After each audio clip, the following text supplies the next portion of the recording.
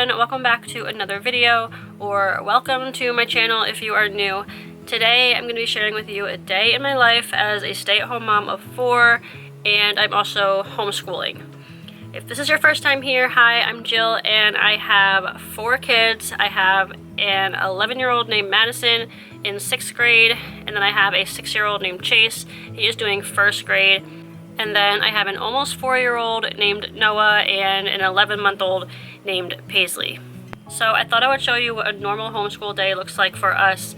I think there are more homeschoolers nowadays than there ever have been. At least that's what it feels like.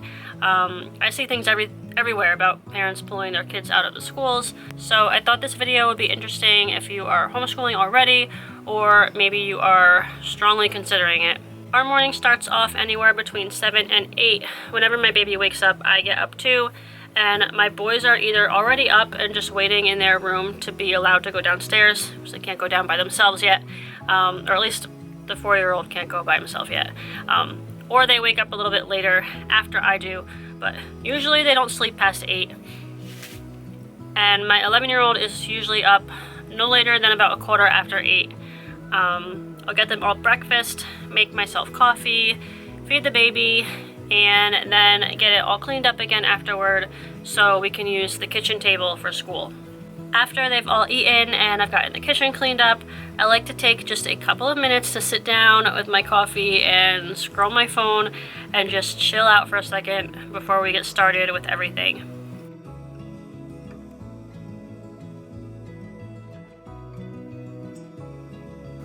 After my oldest daughter, Madison, is done with breakfast, my husband does her math lesson before he leaves for work. So she'll be started on that by 9, sometimes a little earlier. And yeah, my husband does math with her, and it is amazing that I don't have to do that.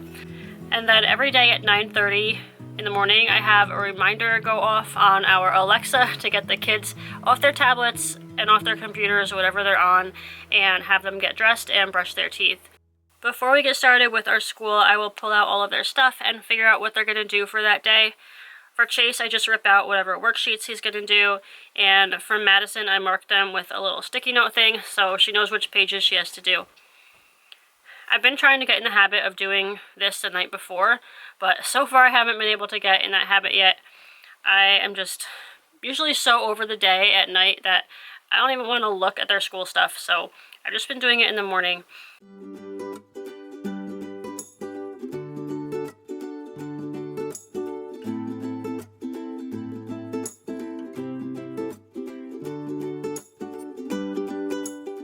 I got a pack of these dry erase packets on Amazon for $9, and I'm using one for Chase to practice his letters and numbers, and then this one I just decided to use for Noah to learn his name.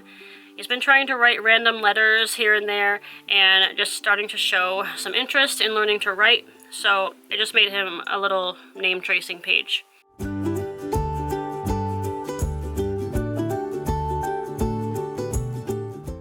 So usually around the time I'm ready to sit down with Chase and work on his stuff, Madison will be done with math, and so she will come to the table too and do her workbooks. Noah will come sit at the table too a lot of the time. He has a little dry erase writing book that he likes to do, or sometimes he'll color or play with Play-Doh. So a lot of the time it's all of us at the table together. And it can be a little challenging at times because a lot of the time they will both need my help at the same time, and I find myself trying to go back and forth between them both, and then sometimes Noah will need me for something. So I'm starting to realize that it might not be the best system that we have here, so I think I'm going to make a change. Here soon and kind of rework our schedule to where I can work with them both separately at different times.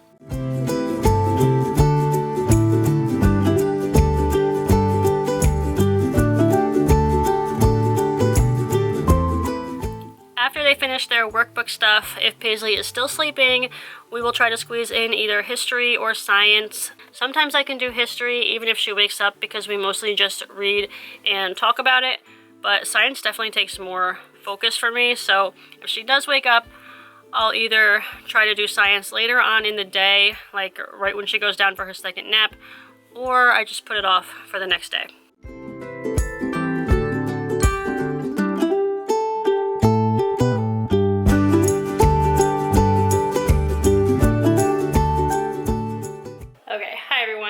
it's now after noon. It's 1 o'clock. So what you just saw and all that was just our morning and like the bulk of our like homeschool day. Now we're into one of my favorite parts of the day, and that's quiet time. I have my 11-month-old napping upstairs. Normally she doesn't go down for her second nap until like 2 o'clock, but this morning she woke up from her first nap early. She only slept for like an hour, and she woke up still tired, and I think she's teething, and she wasn't really hungry, so she was just like tired and ready to go down for her afternoon nap a little bit earlier, so that's why she is napping now. Like I said, normally it would be more towards 2 o'clock. And my 3-year-old, almost 4-year-old, will be 4 next month. He is upstairs in his room having quiet time. He just goes in his bed with his tablet and he can play games on it. He can, you know, go on YouTube Kids. He has like Paramount, you know, all kinds of like, well, a few different kinds of things where he can watch like little shows or whatever. He's also allowed to play up there if he wants to, but has to be quietly. Most of the time he just like chills out in his bed for a little while, which is good. My 6-year-old is having quiet time too, and most of the time I'll have him just like go in the playroom, just so, you know, he can kind of be in his own area. Right now he's in the living room. He's being good, so I think that's fine for today. But yeah, now I'm gonna jump into like what I want to do for the day. So pretty much what I try to do is divide the day, like the morning hours. I've learned that I have to kind of devote it to doing school, because otherwise if I start doing other stuff that I have planned for the day, then like I can't do both at once, and I'll end up just like, you know, forgetting about school and putting it off till the next day or something. I have laundry I need to put in. My arm is getting tired. This camera is so heavy. The normal camera I use is pretty much broken, so I'm using one of my older cameras, and it's big and bigger and it's heavier. So anyway, put it down. It's much better. My arm was sore. Alright, so I have laundry I want to put in. I have some dishes in the sink. I want to eat lunch, eat something. I don't know what I'm going to have. There might be, I think there's laundry in the dryer that I'll probably bring up. Maybe fold it, maybe not. Usually I bring it up and fold it at some point during the day. But one of the things that I want to do today is go in the playroom and put the playroom back together, because it's sort of a mess right now. But before I do that, I just want to give you like a closer look at what each of the kids is using for their school.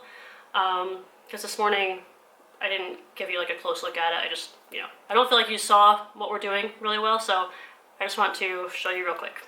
Okay, so for my 6-year-old, this is what we're using for him for math. We're just using this workbook. It's from the Critical Thinking Company, Level B, Mathematical Reasoning. Just a workbook. My husband picked this out, and he's real into, you know, making sure they're learning math, you know, like the way that he wants them to or whatever. So I don't know, I guess he thought this one was a good one, so we've been working through that.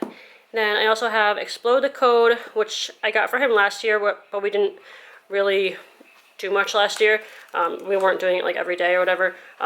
So I've been finishing that up with him, and then I have Spectrum Phonics grade 1. So he'll do like, in the beginning when I first started with him, we were only using like this one. Now I've added in this one, and we'll do like a front and back of each page. And in the beginning, I could only get him to sit and do like the front, like one side of a page. But he's getting better, and he's able to like sit and do some schoolwork for a little bit longer. And then for the math book, we'll just do like a front and back of a page. So that's his stuff. Not much for him right now. He also does science and history kind of with us, which I'll get to in a minute. But for Madison, she's in 6th grade. Her math is Saxon Math 7-6, and my husband does this with her too. Thank goodness, because if I had to do math with her, it would be kind of difficult, because I'm not good at math, and I would have to like teach myself everything before I taught it to her. But there is a YouTube channel. I think her name is Nicole the Math Lady, and she uses this curriculum. So if I was doing it, we'd probably be using the video lessons along with it to help us. But yeah, my husband's doing that with her. And then for her language arts and writing and all of that, I kind of tried to piece together my own thing for her this year. But I'm not really too happy with it. I feel like it's kind of all over the place, but this is what we have been doing so far. Just a bunch of different workbooks, and then I have a cursive practice book that she's been working on. Yeah, we've been working through this book, and then I just have Evan Moore, writing fabulous sentences and paragraphs. Spectrum Language Arts, grade 6. We have this.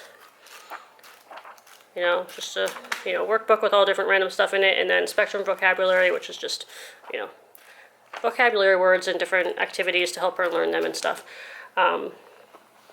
So yeah, this has been her language arts thing, but that I put together. But like I said, I don't really think, it's not really working. I feel like it's kind of all over the place. Nothing really goes together. It's very random, and I kind of just want something that is more cohesive, like everything kind of like works together, if you know what I mean. So I'm going to be looking around and seeing what else we can do besides this. And then I have science. For science, this is our first time doing science, and we decided to try, this is Apologia Science, and it's exploring creation with chemistry and physics, but I'm not really into this. This is kind of, I don't know, it's a lot. It's a lot of reading, and it's a lot of me having to like learn things over again, and I kind of just don't want to really be the teacher for science. I'd rather have it be like, or I don't know, just like more simple and to the point and just the basic stuff. Which I don't know, some people might think all of this is basic stuff, but I don't remember most of this stuff from when I was in school. I don't know, I guess that doesn't mean they don't need to know it, but it's just hard for me to like I said, teach myself and then teach them. So I feel like next time we do science, I'm just going to try to get something that's a little bit more where I'm not so much being the teacher. I think that would be better. And then for history, we just finished Story of the World, Volume 1, and we've just been reading through the reader together. And for history and science, Chase will like sit and listen, and I'll ask him questions and try to see, or try to make sure that he's getting something out of it. But yeah, so we just finished this one, and I think we will probably go ahead and get the second one of this, Volume 2, unless I find something else that we want to try. But for right now, this is most of what we're using. And yeah, I feel like I've been talking for a while, so, but that's what this video is, like, about our homeschool day. So I wanted to make sure I included that and talk to you guys about what we're doing with them. And then with Noah, I'm not really doing anything with him. I just printed this out for him today. It's like another one of those, like, his name is in there, so I thought maybe he'd want to learn to trace his name. He's been trying to like write letters on his own, so he's showing some interest in wanting to learn how to write, so I figured, why not, let's see if he wants to learn how to write his name. But yeah, I am gonna have something to eat and get some things done that I need to do.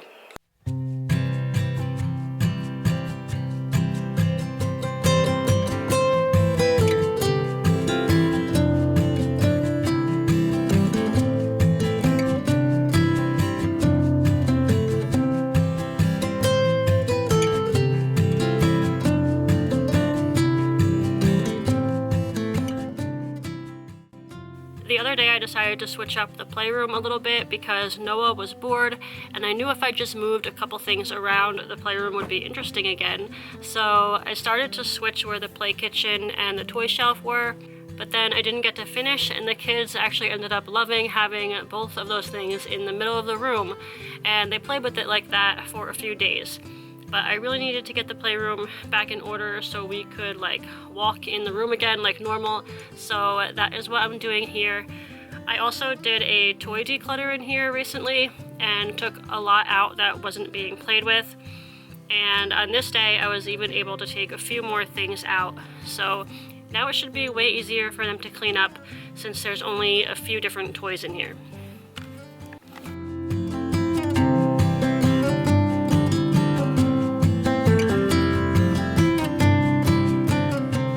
So I got done a little bit what I wanted to do in the playroom, a little bit. I didn't get to finish. Quiet time kind of ended early today because she woke up early. She didn't take, both of her naps have not been good today. So she woke up early, and then Noah came down a couple times when he wasn't supposed to because quiet time wasn't over yet. And then it was over early. So now normally it would be like, I don't know, I feel like we're an hour early. It's like 3:30 right now. Normally I feel like it would be almost 4:30. So it's going to be a long evening, I feel like. But yeah, the playroom, I'm trying to like take out all the, I'm just getting so frustrated with the mess of toys and them not being played with. And I feel like there's so much in the room, like too much in the room. So I'm just trying to like take everything out unless it's stuff that they actually play with. And pretty much the only stuff they play with right now is play food. So yeah, I think that might be all that's left in the playroom when I'm done with it. So yeah, this is just the time of day where I'm just kind of waiting for dinner and don't know what I'm gonna make for dinner. Actually, I know I'm gonna make a frozen pizza because Chase has been asking for the frozen pizza that he likes, so I'll make that. But Madison doesn't like pizza, so I gotta find something else for her. So yeah, just hanging out, trying to pass the time until it's dinner time. You hear her? Okay, so we had some dinner. It's 6 o'clock. Normally we're done by dinner by 6 because Paisley normally gets hungry around 5. So I'll get dinner going around then. Normally around like 5:30 we're eating. So yeah, dinner's done. I'm just gonna clean up. And Paisley is tired.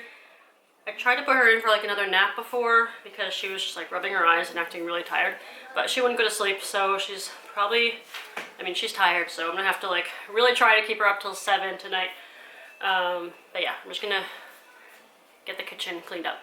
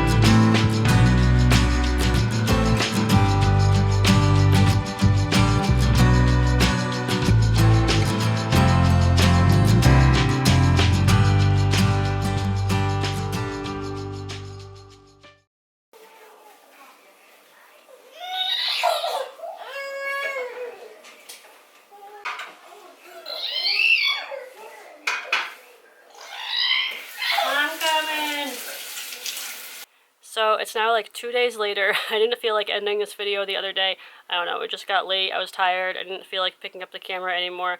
Nothing else was really going on.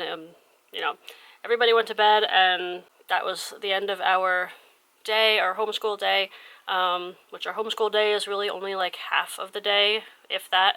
I do just want to add into this video that we are kind of homeschooling out of necessity and not really out of like this strong desire to do so.